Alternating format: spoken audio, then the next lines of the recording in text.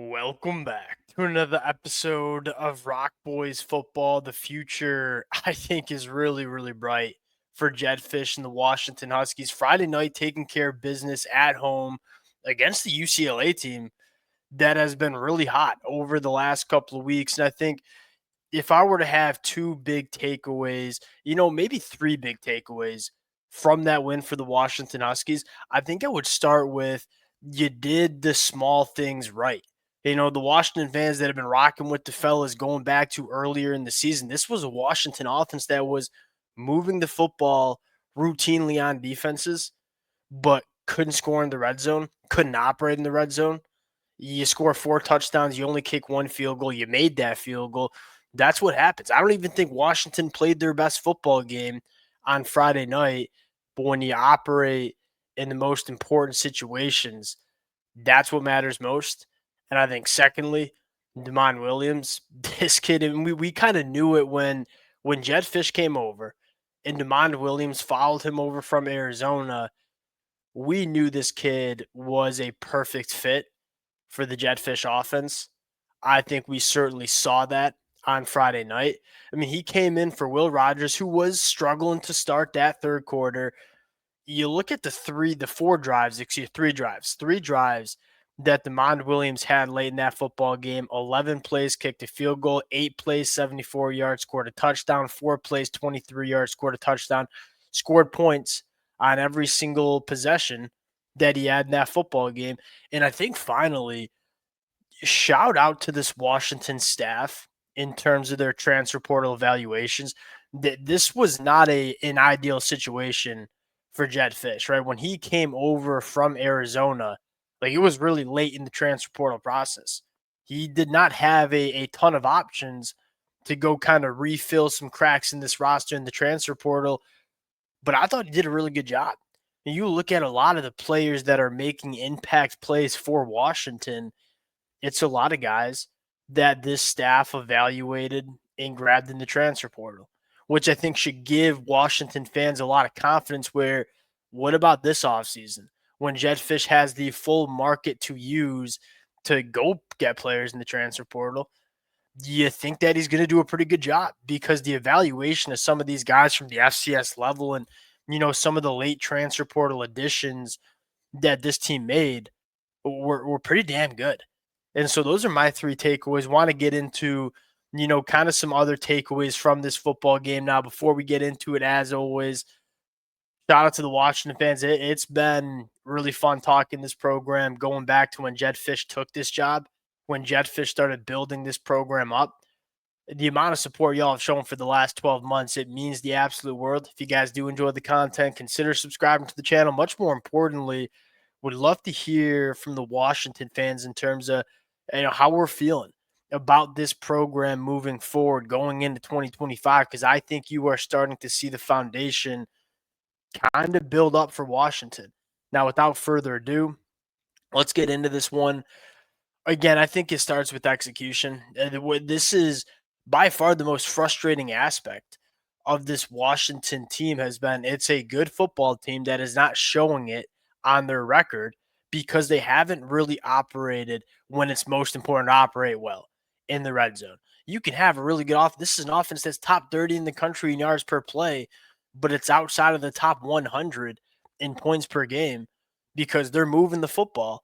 But when they get into the red zone, they're not coming away with points. They did a really good job Friday night. Again, I don't think this was the best game we've seen from Washington in the 2024 year, but they beat a really good UCLA team that's playing really good football the last couple of weeks because when the moment mattered the most, they operated in the red zone.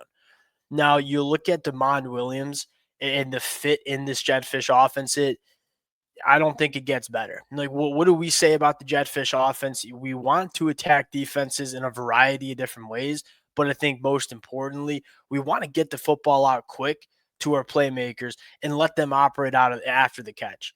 And that is the MO for Jedd Fisch. That's what he did with Noah Fafita in 2023. That's what he can do with Demond Williams. I think as Demond Williams continues to mature as a quarterback, they'll put a little bit more on his plate. But right now, one thing Damon Williams is really good at doing is, hey, balls out fast to your playmakers and letting them operate after the catch. Damon Williams' average depth of target in this football game was negative zero point 0.6 yards. Now, his average depth of target wasn't even at throwing it beyond the line of scrimmage. I think they were relying on a lot of the quick game. Two things that really help. One, when you have a quarterback that is as dynamic as Damon Williams, you got to kind of fear an opposing defense. You got to add another hat into the box because you know what Damon Williams can do. And so you start having numbers on the perimeter. And if you can accurately and in a timely fashion get the football out to those players, you kind of have an advantage on the perimeter. And that's what we saw from this Washington Huskies offense on Friday night. I think, secondly, he's a really wide receiver friendly quarterback. Like, the ball gets out quick, but he's consistently putting it right on the chest, allowing these wide receivers to operate after the catch. When you want to go to the quick game, you got to make sure you're accurate with your footballs. Damon Williams is that, especially in that short intermediate passing concept. And I think finally, this kid allows Jonah Coleman to really take over. When you have a quarterback that, when you're running those read options, you have a quarterback that's a threat to keep it and hit you outside, you kind of go back and watch that football game and say that backside edge rusher is frozen, has to respect Damon Williams. That backside linebacker, very similar story, like eyes in the backfield, not really playing fast because you have to respect Damon Williams. When you give Jonah Coleman that extra space for this kid to get downhill, I've said it pretty much all season long. I think Jonah Coleman is one of the best running backs, not only in the Big Ten, but in the country. In the numbers kind of back that up. And I thought Washington's offensive line, a unit that I think we all had a lot of question marks about coming into the year, they're starting to play really solid football. Only gave up one sack. I believe that was on that trick play in the first half when Damon Williams came in. Outside of that, like, pass protection was really good. And again, Jedd Fisch is doing a good job taking pressure off this offensive line by saying, hey, we're not going to sit back in the pocket all that much. We're going to get the ball out quick. It's the best way to protect your offensive line. And so I think you're starting to see kind of it all come together for this Washington offense. And kind of going back to our point to begin with, there was never real problems with this Washington offense. It was always an offense that could move the football, but we just couldn't score in the red zone. You saw Washington execute in the red zone, and because of that, again, didn't even play their best football game, but was able to win by double-digit points because you did the small stuff right. Moving over to the defense, Russell Davis II, absolute monster. I believe 3 sacks, 3 tackles for loss in that game, was, pretty much unblockable. They hit with Russell Davis, and I think Jedd Fisch knew that. And what did we talk about with Russell Davis when he committed to Washington? This, undersized, juiced up pass rusher that can really win on that outside shoulder with some athleticism that probably needs to put on a little bit more weight. Jedd Fisch in the post-game press conference said he put on 25 pounds. Russell Davis II looks like a guy that could be a first, second team all Big Ten pass rusher in 2025. I thought they really hit with Sebastian Valdez. Sebastian Valdez is not going to put up incredible numbers on the box score. This kid does all the small things the right way. And I think you have a really, really good coaching staff on defense. Again, I think from a pure personnel standpoint, if you were to ask Jedd Fisch, you were to hook him up to a lie detector and say, is this the personnel you want on the defensive side of the football in year one? I think he'd say no. They're punching above their weight on the defensive side of the football because I think Coach Belichick is doing a phenomenal job really mixing up the looks and giving a lot of quarterbacks and opposing offenses some problems. I think Jedd Fisch, this was another really, really good offseason move where you look at the track record of NFL coaches coming down to the collegiate ranks, specifically on the defensive side of the football. They're having a ton of success. You look at Michigan with Jesse Minter or Mike McDonald or Wink Martindale. Then you look at Dan Lynn and what he did at UCLA and now what he's doing at USC. Jedd Fisch is a really, really smart, not only football coach, like he knows how to call an offense, but he also knows how to run a program.